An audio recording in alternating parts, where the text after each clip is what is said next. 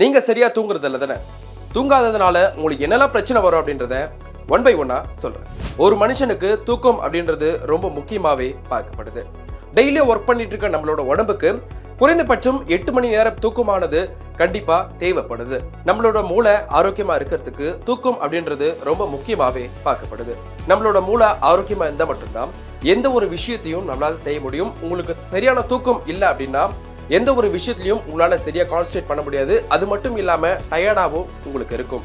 இதனால உங்களோட உடம்புல ஏகப்பட்ட பிரச்சனைகள் வரத்துக்கு வாய்ப்பு இருக்கு. உங்களோட மனநிலை ஆரோக்கியமா இருக்கணும் அப்படின்னா தூக்கமும் கண்டிப்பா தேவைப்படுது.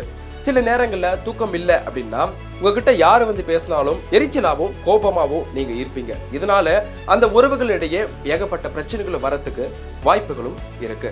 உங்களோட உடம்புல சரியான தூக்கம் இல்லை அப்படின்னாலும் இதயம் சார்ந்த நோய்கள், சிறுநீரக நோய்கள், பக்கவாதம் போன்ற பல நோய்கள் உங்க உடம்புல வரத்துக்கு வாய்ப்புகளும் இருக்கு. அடுத்ததான் நீங்க மழையில் நனைஞ்சா மட்டும் சளி மற்றும் காய்ச்சல் வராது. உங்களுக்கு சரியான தூக்கம் இல்லை அப்படின்னாலும் காய்ச்சல் மற்றும் சளி வரத்துக்கான வாய்ப்புகளும் அதிகமா இருக்கு. உங்களோட உடம்புல நல்ல இம்யூனிட்டி பவர் இருக்கணும் அப்படின்னா சரியான தூக்கமும் உங்களோட உடம்புக்கு தேவைப்படுது. இன்றைய காலகட்டத்தில் உடல் சார்ந்த வேலைகளை நம்ம ஈடுபடுறது குறைஞ்சிட்டு போகுதான் சொல்லி ஆகணும்.